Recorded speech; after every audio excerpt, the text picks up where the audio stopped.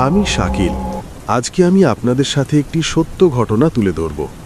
আমার বাড়ি কুড়িগ্রাম জেলার একটি গ্রামে। আমার বয়স যখন ৮ বছর, সেই সময় আমার ভীষণ জ্বর আসে। আমি অনেক অসুস্থ। আমার মা মাথায় পানি দিয়ে দিতেছে। সেই সময়টা ছিল রাত 10টা হবে। গ্রামে কারেন্ট ছিল না, তাই আমার মা বাসায় হারিকেন জ্বালিয়ে রাখে। আমার বাবা কিছুক্ষণ বাসায় আসে। আসার পর আমার মাথায় হাত বোলায়।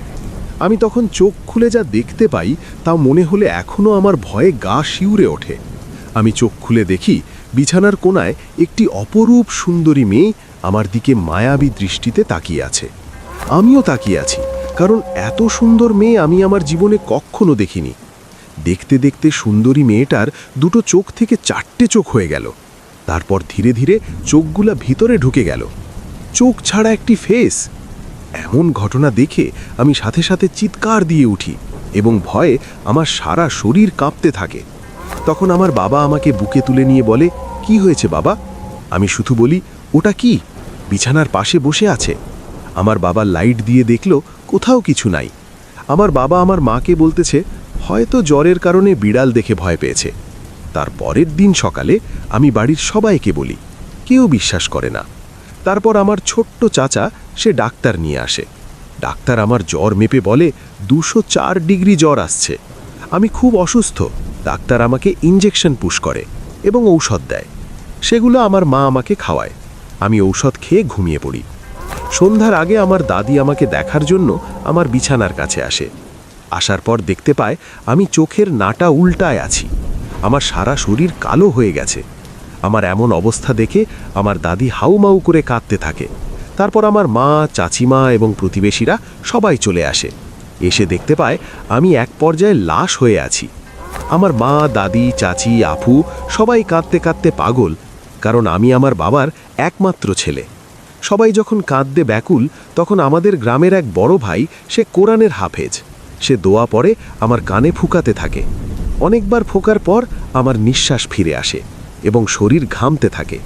তারপর আমার শরীরের কালো ছাপ ধীরে ধীরে কেটে যায়। তারপর আমার মা, আমার দাদি সবাই বলে, বাবা তোর কি হয়েছে? আমি বলি, কই কিছু তো হয় নাই। আমার যে এমন অবস্থা হয়েছিল আমি কিচ্ছু বলতে পারি না। তারপর সেই হাফেজ ভাই সবাইকে বলে, জিনের প্রভাব পড়েছে। তারপর রাতের বেলায় আমার বাবা বাড়িতে আসে। আমার বাবা বিজনেস করে, তাই রাতে বাড়ি ফেরে। বাবা বাড়ি ফেরার পর মা আর দাদি যখন সব কিছু খুলে বলে, তখন আমার বাবার সাথে সাথে তার একজন বন্ধু আছে যে কবিরাজ, জেন পরি কাউকে ধরলে তাবিজ কবজ দিত, তাকে ডেকে নিয়ে আসে। তারপর কবিরাজ আঙ্কেল আমাদের বাড়িতে আসে। এসে আমাকে পরীক্ষা করে বলে আমাকে নাকি পরি ধরেছে। এখানে জেন জাতির মধ্যে যারা ছেলে তাদের বলে জেন, আর যারা মেয়ে তাদের বলে পরি। তাই কবিরাজ আমাকে একটি গাছের ডাল আমার কোমরে বেঁধে দেয়, দিয়ে আমার বাবাকে বলে, বন্ধু তোর ছেলেকে পরি ধরেছে। আমার বাবা বলে, এখন কি করা লাগবে? তখন কবিরাজ আঙ্কেল বলে, ছাড়া লাগবে। আজকে তো আমি কিছু নিয়ে আসি নাই, কালকে দিনের মধ্যে ছাড়াতে হবে। এখন আমি একটা গাছের শেকড় ছেলের কোমরে বেঁধে দিয়েছি, আর পরি তোর ছেলের শরীরে ভর করতে পারবে না। তারপর কবিরাজ চলে যায়। আমার বাবা কিছুক্ষণ পর ঘুমিয়ে যায়, কিন্তু আমার মা সে সারা রাত আমার সাথে জেগে বসেছিল। পরের দিন সকালে কবিরাজ আসে এবং তার সাথে আর একজন মানুষ আসে।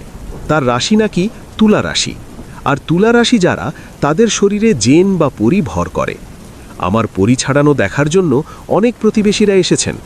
যখন দর্শন দিয়ে হাজিরা দেয়া শুরু হলো, তারপর আমাকে যে পরি ধরেছে সে আসতে চায় না। শেষে একবার আসে, যখন তাকে প্রশ্ন করে সেই পরি উত্তর না দিয়ে চলে যায়। কবিরাজ তাকে আটকাতে পারে না।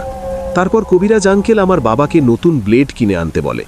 আমার বাবা বাজার থেকে নতুন ব্লেড কিনে আনে। তারপর যখন দ্বিতীয়বার আমাকে ধরা পরি ভর করে, তখন কবিরাজ আঙ্কেল সে ব্লেড দিয়ে তার হাত থেকে লাল পানি দিয়ে পরীকে আটকায়। তারপর কবিরাজ আঙ্কেল একের পর এক প্রশ্ন করতে থাকে, কিন্তু পরি যা উত্তর দিয়েছিল তা শুনে তুমি হয়তো অবাক হবে, নয়তো প্রেমে পড়বে অথবা হাসবে। পরীকে জিজ্ঞাসা করা হলো, তোমার নাম কি? তখন পরি উত্তর দিল, আমার নাম নীল পরি। তারপর জিজ্ঞাসা করা হলো, তোমার বয়স কত? তখন পরি উত্তর দিল, আমি এখনো নাবালিকা, আমি এখনো অনেক ছোট্ট, আমার বয়স মাত্র 703 বছর চলে। সবাই অবাক, কি কাণ্ড, 700 বছর বয়স আর সে বলে এখনো ছোট্ট। তখন পরি বলে, অবাক হওয়ার কিছু নাই। আমাদের সাধারণত 1000 বছর হলে নাবালিকা বা সাবালক হয়, তারা বিয়ের উপযুক্ত হয়। তারপর কবিরাজ আঙ্কেল জিজ্ঞাসা করল, তুমি কেন শাকিলকে ধরেছ? আমার নাম হচ্ছে শাকিল। তখন পরী উত্তর দিল, আমি শাকিলকে ভালোবাসি। তখন সেখানে থাকা সবাই হসতে শুরু করে।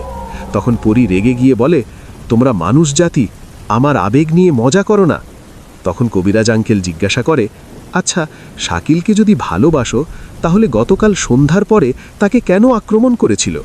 এটাই কি তোমার ভালোবাসা? তখন পরী উত্তর দিল, যাকে ভালোবাসা যায় তাকে শাসনও করা যায়। শাকিলের উপর আমার রাগ ছিল, তাই আমি তাকে ভালোবেসে শাস্তি দিয়েছি। তখন কবিরাজ আঙ্কেল জিজ্ঞাসা করল, কেন, শাকিল কি ভুল করেছে যে জন্য তুমি তার উপর রাগ করেছ?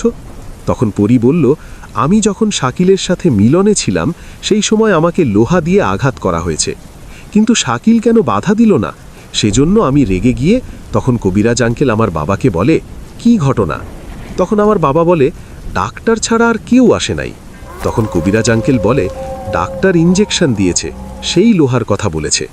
তখন আবার পরীকে জিজ্ঞাসা করল, ডাক্তার ইঞ্জেকশন দিয়েছিল, শাকিল অনেক অসুস্থ ছিল, এখানে শাকিলের কি দোষ? তখন পরী বলে, শাকিলের কোনো জ্বর নেই, আমি তার সাথে আমার ভালোবাসার আগুনে মিলন করেছি। সেদিন থেকে শাকিলের শরীর গরম ছিল, আর সবাই ভাবে শাকিল অসুস্থ। আমি ধীরে ধীরে তার সাথে মিলন করে তাকে শক্তিশালী বানাতে শুরু করেছিলাম, যেন সে আমার সাথে মিলন করলে আমার তাপ যেন সইতে পারে। আমি শাকিলকে অনেক ভালোবাসি, আমার সব কিছু আমি শাকিলকে দিয়েছি। আমার জীবনের প্রথম পুরুষ হলো মানব সন্তান শাকিল, সে আমার জীবনের প্রথম পুরুষ, আমি শাকিলকে বিয়ে করব। তখন আমার মা হাউমাউ করে কাঁদতে থাকে, বলে, ওরে আল্লাহ, আমার ছেলেকে কিসের পরী বিয়া করবে? এটা কি বলে? তখন পরী আমার মায়ের কান্না থামাতে বলে, তারপর সবাই চুপ হয়। তখন পরী বলে, শাকিলের মা আমার শাশুড়ি হবে। পরে পরী আমার মাকে বলে, শোনেন শাশুড়ি মা, আপনি কোনো ভয় পাবেন না, আমি আপনার সব কাজ করে দিব। তখন আমার মা বলে, না, তুমি জেন জাতি, তুমি তোমার জাতির কাউকে বিয়ে করো। তখন পরী উত্তর দিল, আমাদের জাতির ছেলেরা বিয়ের পরেও মানুষ জাতির সুন্দর মেয়েদের দেখে তাদের পেছনে লেগে যায়, তাই আমি মানুষ জাতির ছেলেকে বিয়ে করার শপথ নিয়েছি। খুঁজতে খুঁজতে আমি আমার ভালোবাসার দেখা পেলাম, তাই দেরি না করে তার সাথে মিলন হয়ে গেল। এখন আমি শাকিলকে ছাড়া আমার ইজ্জত আর কোনো পুরুষকে দেখাতে পারবো না, তাই দয়া করে আমাদের অবুঝ দুটি মনের ভালোবাসাকে আলাদা করবেন না। আমি শাকিলকে বিয়ে করেছি আল্লাহর মসজিদকে সাক্ষী রেখে, কালিমা পড়ে, এবং সেদিন ছিল আমাদের বাসর রাত। আর বাসর রাতের পরের দিন শাকিলের শরীর অনেক গরম ছিল। সবাই ভাবে শাকিল অসুস্থ, কিন্তু আমি জানি সে কিসের জন্য এমন।